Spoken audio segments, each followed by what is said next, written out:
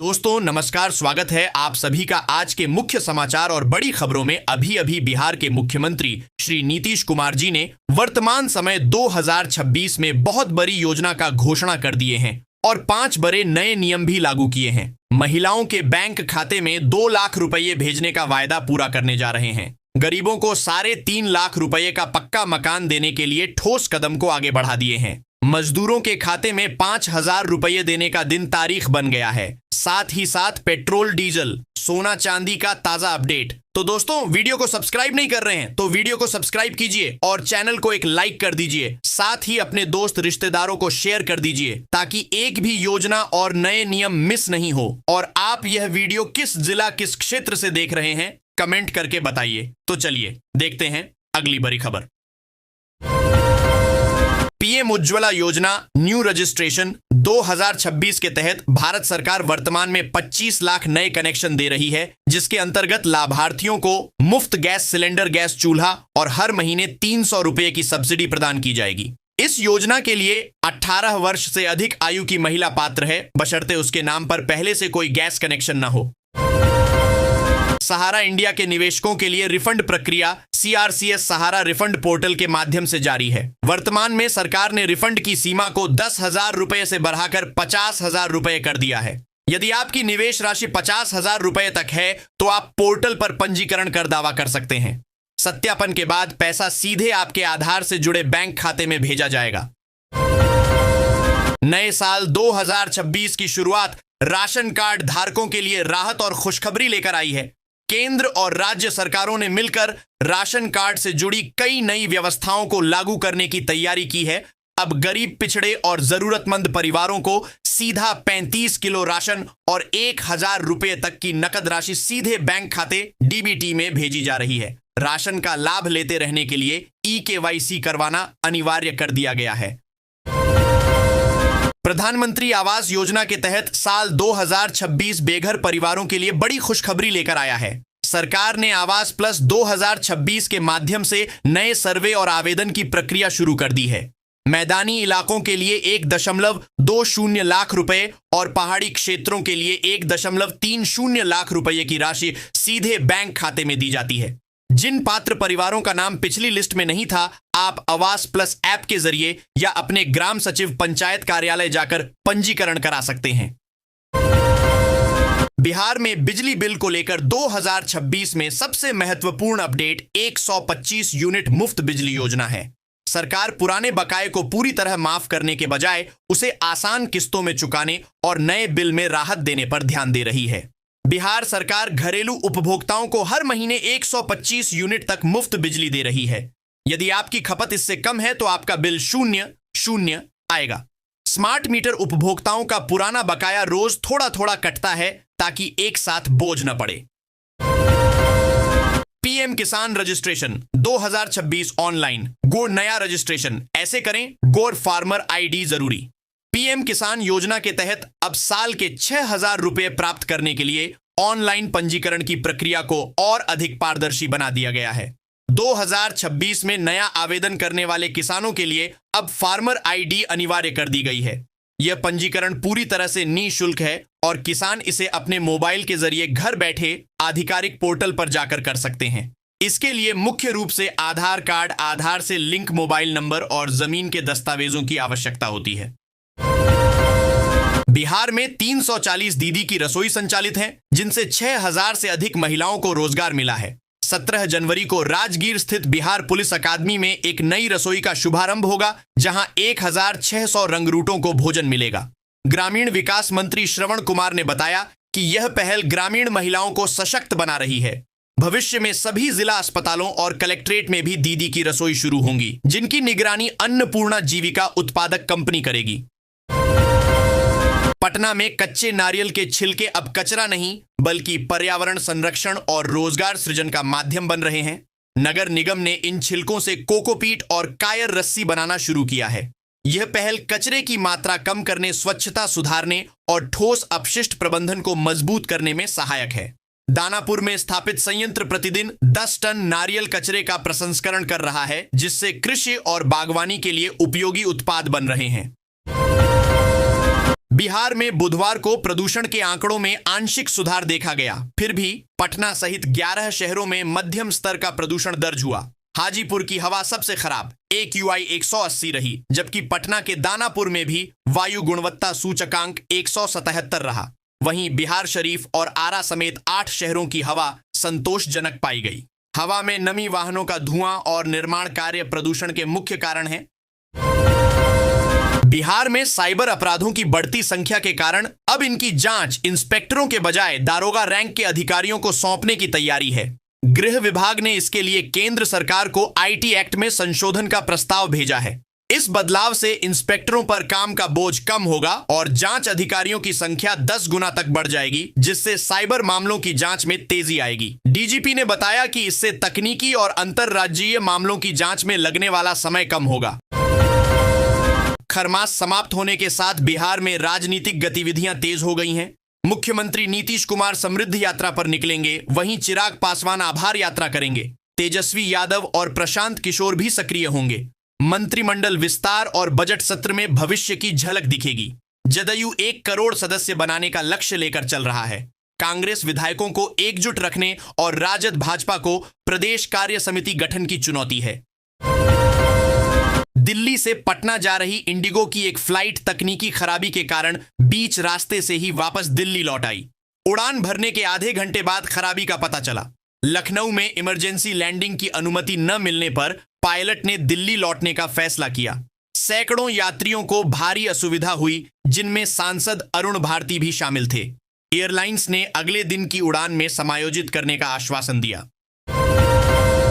तेजस्वी यादव ने तेज प्रताप के दही चूड़ा भोज से दूरी बनाकर मकर संक्रांति पर लालू परिवार की खामोश राजनीति का संकेत दिया। तेजस्वी ने खिचड़ी में बैंगन दान किया, जबकि तेज प्रताप ने राज्यपाल और लालू यादव को आमंत्रित कर अपनी राजनीतिक उपस्थिति दर्ज कराई। कभी लालू राबड़ी आवास पर होने वाला भव्य आयोजन इस बार तेज प्रताप के आंगन में दिखा, जो बिहार की सियासत में बदलती विरासत और समीकरणों को दर्शाता है। पटना जंक्शन अब रेलवे और राज्य सरकार की संयुक्त पहल से एक आधुनिक ट्रांसपोर्ट हब बन रहा है। इसमें नया भूमिगत सबवे और सीधा मेट्रो कनेक्शन शामिल है, जिससे यात्रियों को तेज, सुरक्षित और ट्रैफिक फ्री यात्रा मिलेगी। यह बदलाव प्लेटफॉर्मों के बीच आवागमन को आसान बनाएगा, स्टेशन तक पहुंचने का समय कम करेगा और पटना की यातायात व्यवस्था को सुधारेगा। इससे यात्रियों की सुविधा बढ़ेगी और शहर की आर्थिक गतिविधियों को भी बढ़ावा मिलेगा। मुख्यमंत्री नीतीश कुमार ने मकर संक्रांति पर दही चूड़ा भोज के माध्यम से बिहार की राजनीति में महत्वपूर्ण संदेश दिए। उन्होंने चिराग पासवान और चेतन आनंद के आवास पर जाकर NDA गठबंधन की मजबूती और व्यक्तिगत संबंधों को दर्शाया। ये मुलाकातें आनंद मोहन की रिहाई और फ्लोर टेस्ट में चेतन के समर्थन के बाद और भी अहम हो गईं। इन आयोजनों ने भविष्य की राजनीतिक दिशा और गठबंधन की गर्माहट को स्पष्ट किया। बिहार के पूर्व मंत्री और समाजवादी नेता शहीद राम नगीना सिंह की 42वीं पुण्यतिथि मनेर पटना में मनाई गई। कृषि मंत्री रामकृपाल यादव ने उन्हें श्रद्धांजलि अर्पित करते हुए गरीबों और किसानों की बुलंद आवाज बताया। उन्होंने कहा कि राम नगीना सिंह ने अपना जीवन सामाजिक न्याय और जनसेवा को समर्पित किया। उनकी पत्नी और पुत्र ने भी उनके आदर्शों को याद किया। जमुई के सिमुलतला थाना में महिला पुलिसकर्मी बिहार में नारी सशक्तिकरण का प्रतीक बन गई हैं। थानाध्यक्ष रूबी कुमारी, एसआई नीलम कुमारी और आयुषी जैसी अधिकारी खाकी वर्दी में समाज की रक्षक बनकर उभरी हैं। मुख्यमंत्री नीतीश कुमार की नीतियों के कारण ये महिलाएं न्याय में कठोरता और संवेदनशीलता का अनूठा संगम प्रस्तुत कर रही हैं, जिससे बिहार की तस्वीर बदल रही है। यह थाना महिला सुरक्षा और सम्मान का जीवंत उदाहरण है। मुख्यमंत्री नीतीश कुमार 16 जनवरी को बेतिया में समृद्धि यात्रा के तहत आएंगे। वे अपनी पिछली प्रगति यात्रा के दौरान शिलान्यास की गई 717.12 करोड़ रुपए की विकास योजनाओं की समीक्षा करेंगे। इन योजनाओं में मजौलिया और बघादो प्रखंडों की परियोजनाएं शामिल हैं, जिनमें से कुछ अभी शुरू नहीं हुई हैं। मुख्यमंत्री जमीनी हकीकत का जायजा लेंगे और प्रगति रिपोर्ट देखेंगे। सारण जिले में बिजली उपभोक्ताओं की समस्याओं के त्वरित समाधान हेतु 19 जनवरी से हर सोमवार और शुक्रवार को शिकायत सुनवाई होगी। राज्य सरकार की सबका सम्मान जीवन आसान पहल के तहत ऊर्जा सचिव ने सभी अंचल कार्यालयों को निर्धारित समय पर अधिकारियों की उपस्थिति सुनिश्चित करने का निर्देश दिया है। इससे उपभोक्ताओं को बेहतर सुविधा मिलेगी और उनकी शिकायतें तेजी से निपटाई जा सकेंगी।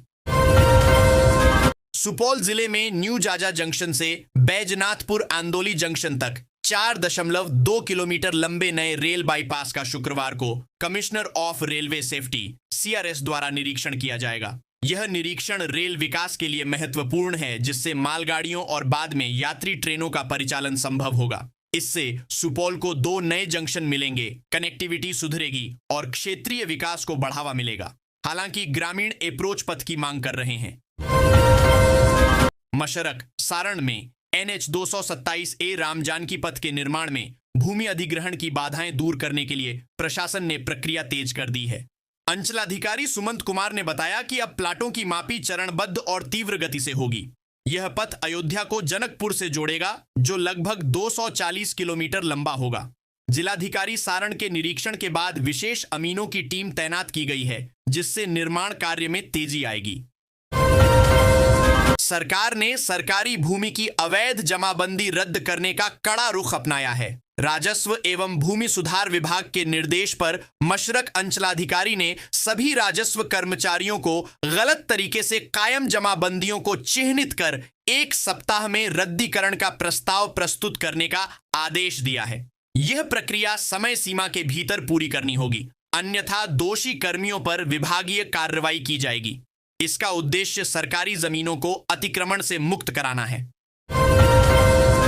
बक्सर में परिवहन मंत्री की सख्ती के बावजूद जुगाड़ गाड़ियों का परिचालन जारी है। ये असुरक्षित और अनधिकृत वाहन सरकारी परियोजनाओं में भी इस्तेमाल हो रहे हैं, जिससे सुरक्षा नियमों की धज्जियां उड़ रही हैं।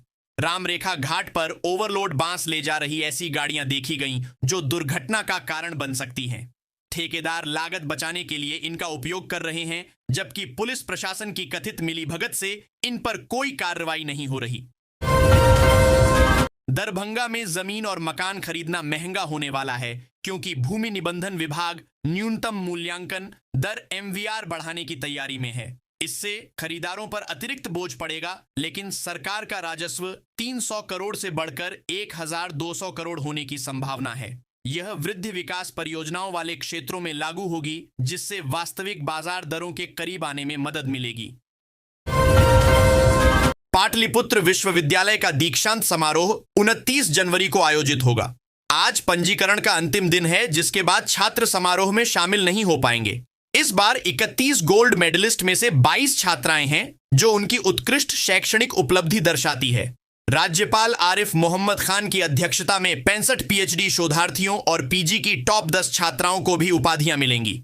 विश्वविद्यालय में तैयारियां अंतिम चरण में हैं। अभिनेता आशुतोष राणा अपनी नई फिल्म 1-2 चा के प्रचार के लिए पटना पहुंचे। उन्होंने महावीर मंदिर में दर्शन कर अभियान की शुरुआत की, जहां उन्हें सकारात्मक ऊर्जा मिली। राणा ने बताया कि फिल्म के निर्देशक बिहार से हैं, इसलिए पटना से प्रमोशन शुरू करना खास है। यह फिल्म कॉमेडी और एक्शन का मिश्रण है, जिसमें पंचायत के अशोक पाठक भी हैं। फिल्म 16 जनवरी को रिलीज होगी। बिहार विधानसभा का बजट सत्र 2 फरवरी से 27 फरवरी तक चलेगा, जिसमें कुल 19 बैठकें होंगी। राज्य सरकार 3 फरवरी को वर्ष 2026 से 27 का वार्षिक बजट पेश करेगी, जबकि 9 फरवरी को 2025 से 26 का तृतीय अनुपूरक बजट प्रस्तुत किया जाएगा। सत्र की शुरुआत राज्यपाल के अभिभाषण और आर्थिक सर्वेक्षण रिपोर्ट के साथ होगी। बिहार सरकार ने अगले 5 वर्षों में 1 करोड़ युवाओं को रोजगार देने का लक्ष्य रखा है। इसके लिए युवा रोजगार एवं कौशल विकास विभाग का गठन किया गया है। यह विभाग अब पोर्टल संचालन, जिला स्तरीय रोजगार मेलों का आयोजन और युवाओं की समस्याओं का समाधान करेगा। विभाग के सुचारू संचालन हेतु 147 नए पद स्वीकृत किए गए हैं, जिससे युवाओं को नौकरी ढूंढने में आसानी होगी और वे आत्मनिर्भर बन सकेंगे। भाजपा के कार्यकारी राष्ट्रीय अध्यक्ष नितिन नवीन का पटना एयरपोर्ट पर भव्य स्वागत हुआ। यह स्वागत पार्टी के भीतर बदले सियासी मिजाज और संगठनात्मक अनुशासन का प्रदर्शन था। आलाकमान के निर्देश पर केंद्रीय मंत्री नित्यानंद राय और उप मुख्यमंत्री सम्राट चौधरी सहित कई वरिष्ठ नेता मौजूद रहे। यह एकजुटता नितिन नवीन की मजबूत होती स्थिति और आलाकमान के भरोसे को दर्शाती है। वे मकर संक्रांति पर दही चूड़ा भोज भी आयोजित करेंगे। भारतीय नागरिकों को अपने दस्तावेज तैयार रखने को कहा गया। विदेश मंत्रालय ने ईरान में रह रहे भारतीय नागरिकों को सलाह दी गई है कि वे अपने सभी जरूरी दस्तावेज जैसे पासपोर्ट, वीजा, आईडी प्रूफ और अन्य महत्वपूर्ण कागजात तैयार रखें। साथ ही उन्हें ईरान में भारतीय दूतावास या वाणिज्य दूतावास के संपर्क में रहने और किसी भी आपात स्थिति में तुरंत सूचित करने की अपील की गई है। MEA ने स्पष्ट किया कि स्थिति पर लगातार नजर रखी जा रही है और आवश्यकता पड़ने पर विशेष उड़ानें, स्पेशल फ्लाइट्स या अन्य व्यवस्थाएं सुनिश्चित की जाएंगी। होली के त्योहार के अवसर पर बिहार राज्य सड़क परिवहन निगम बिहारी प्रवासियों के लिए 200 विशेष बसें चलाएगा। टिकटों की बुकिंग 1 फरवरी से ऑनलाइन भुगतान सुविधा के साथ शुरू होगी, जिससे यात्रियों को राज्य सरकार की ओर से विशेष छूट के साथ सुरक्षित और किफायती यात्रा का लाभ मिलेगा। बिहार में मौसम ने करवट ले ली है। सुबह की धूप अब कड़क हो गई है। गुरुवार की दोपहर पटना में धूप ऐसी थी कि ज्यादा देर तक सहन करना मुश्किल लग रहा था। करीब 1 महीने की कड़ाके की ठंड के बाद अब लोगों को काफी राहत मिलती दिख रही है। मौसम विभाग ने भी करीब करीब साफ कर दिया है कि अब वैसी ठंड के लौटने के आसार फिलहाल अगले कुछ दिनों तक तो नहीं ही हैं। बिहार में मध्याह्न भोजन योजना का पायलट प्रोजेक्ट 1 फरवरी से बंद हो जाएगा।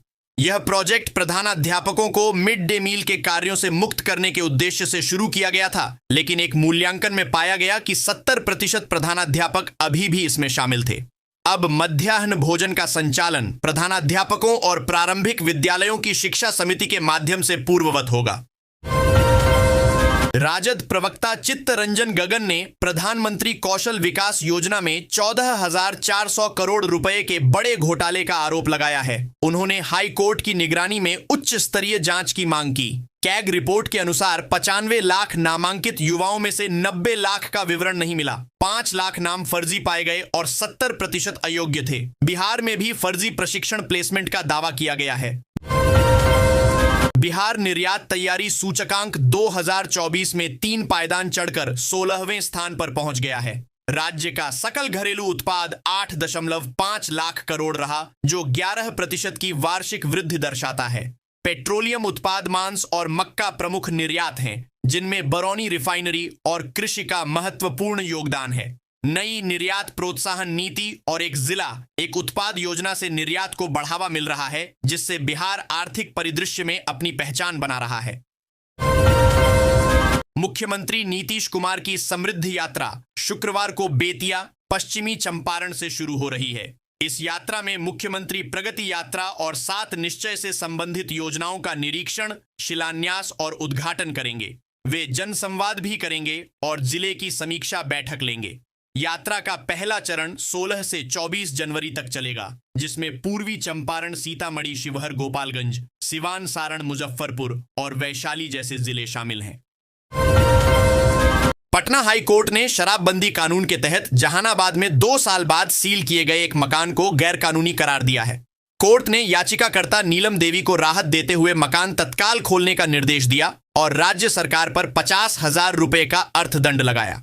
कोर्ट ने कहा कि धारा 62 के तहत बरामदगी के तुरंत बाद ही सीलिंग होनी चाहिए। 2 साल की देरी अवैध है। बिहार राज्य आवास बोर्ड ने पटना की बहादुरपुर आवासीय कॉलोनी में 750 से अधिक अनावंटित फ्लैटों पर अवैध कब्जा करने वालों को अंतिम चेतावनी दी है। अतिक्रमणकारियों को 15 दिनों के भीतर कब्जा हटाने को कहा गया है, अन्यथा जिला प्रशासन की मदद से बलपूर्वक कार्रवाई की जाएगी। बिहार पुलिस कानून व्यवस्था और यातायात नियंत्रण को मजबूत करने के लिए आधुनिक तकनीक अपना रही है। राज्य में पहली बार एक अलग ड्रोन यूनिट का गठन किया जाएगा, जिसके तहत 50 ड्रोन खरीदे जाएंगे। ये ड्रोन भीड़ नियंत्रण, सुरक्षा, निगरानी और यातायात उल्लंघन करने वालों पर कार्रवाई करेंगे। मार्च तक इसके सक्रिय होने की संभावना है, जिससे अपराध नियंत्रण और आम लोगों की सुरक्षा मजबूत होगी। मैथिली भाषा को केंद्रीय शिक्षक पात्रता परीक्षा में शामिल करने का प्रस्ताव राष्ट्रीय अध्यापक शिक्षा परिषद द्वारा पास कर दिया गया है। दरभंगा के भाजपा सांसद डॉक्टर गोपाल जी ठाकुर ने इसे मिथिलांचल के लाखों युवाओं के लिए ऐतिहासिक खुशखबरी बताया। इससे मैथिली भाषी अभ्यर्थियों को अपनी मातृभाषा में परीक्षा देने का अवसर मिलेगा, जिससे उनके आत्मविश्वास और रोजगार के अवसर बढ़ेंगे। यह मैथिली भाषा को राष्ट्रीय स्तर पर सम्मान दिलाएगा। देश की आर्थिक राजधानी मुंबई में बिहार का अपना आधुनिक और भव्य बिहार भवन बनने जा रहा है। Elphinstone estate Mumbai port trust क्षेत्र में प्रस्तावित इस भवन के निर्माण को बिहार कैबिनेट ने 314.20 करोड़ रुपए की प्रशासनिक मंजूरी दे दी है। इस बहुमंजिला इमारत में 178 कमरे, 240 बेड की डोरमेट्री और 233 गाड़ियों की पार्किंग की व्यवस्था होगी। दाऊदनगर के पहले पार्क के उद्घाटन के बाद विवाद खड़ा हो गया है। नगर परिषद और मुख्य पार्षद पर वित्तीय अनियमितता, अतिक्रमण और जमीन घोटाले के गंभीर आरोप लगे हैं। वार्ड पार्षद वसंत कुमार ने 50 लाख रुपए के खर्च और भेदभावपूर्ण अतिक्रमण हटाने पर सवाल उठाए हैं। मुख्य पार्षद अंजलि कुमारी ने आरोपों का खंडन करते हुए कहा कि पार्क सरकारी जमीन पर बना है। उद्घाटन समारोह में आमंत्रण को लेकर भी विवाद है, जिससे यह विकास परियोजना सियासी खींचतान का केंद्र बन गई है। ढोल बज्जा के व्यापारियों को जेल में बंद छोटू यादव से 15 जनवरी तक 5 लाख रुपए की रंगदारी का पैगाम मिला है। न देने पर गंभीर परिणाम भुगतने की धमकी दी गई है। कपड़ा व्यवसायी अशफाक ने पुलिस की निष्क्रियता पर चिंता जताई। छोटू यादव और उसके सहयोगी राहुल यादव के आतंक से इलाके में दहशत है, जिससे कई व्यवसायी पलायन कर चुके हैं। राहुल यादव पहले भी रंगदारी मांग चुका है। इमामगंज और डुमरिया के पूर्व नक्सल प्रभावित क्षेत्रों में वाराणसी कोलकाता ग्रीनफील्ड एक्सप्रेसवे का निर्माण तेजी से चल रहा है। यह परियोजना कभी खूंखार रेड कॉरिडोर रहे इलाके में विकास और उम्मीद की नई परिभाषा लिख रही है। सुरक्षा बलों के प्रयासों से नक्सलवाद समाप्त होने के कगार पर है, जिससे कृषि, व्यापार और रोजगार के अवसर खुलेंगे, पलायन रुकेगा और क्षेत्र का आर्थिक पुनरुत्थान होगा। बक्सर के चौसा निवासी बलिदानी हवलदार सुनील कुमार सिंह, बक्सर मार्टिर सुनील कुमार सिंह को मरणोपरांत सेना मेडल, वीरता सेना मेडल से सम्मानित किया गया। उन्होंने ऑपरेशन सिंदूर और आतंकवाद विरोधी अभियानों में असाधारण वीरता दिखाई। 9 मई 2025 को गोलाबारी के दौरान दुश्मन के ड्रोन से लड़ते हुए वे गंभीर रूप से घायल हो गए, लेकिन अंतिम सांस तक साथियों को जानकारी देते रहे, जिससे कई जानें बचीं। तरारी के भास्कर धाम कुरमुरी में पूर्व जिला पार्षद अमृतेश साधु की स्मृति में आयोजित प्रदेश स्तरीय घुड़दौड़ प्रतियोगिता रोमांचक तरीके से संपन्न हुई। इस प्रतियोगिता में बिहार और उत्तर प्रदेश के घोड़ों ने भाग लिया। पटना निवासी मुकेश यादव के घोड़े पटना एक्सप्रेस ने प्रथम स्थान प्राप्त किया, जबकि बक्सर की बिजली रानी दूसरे और मोकामा के बागी तीसरे स्थान पर रहे। दर्शकों ने उत्साहपूर्वक इस आयोजन का आनंद लिया।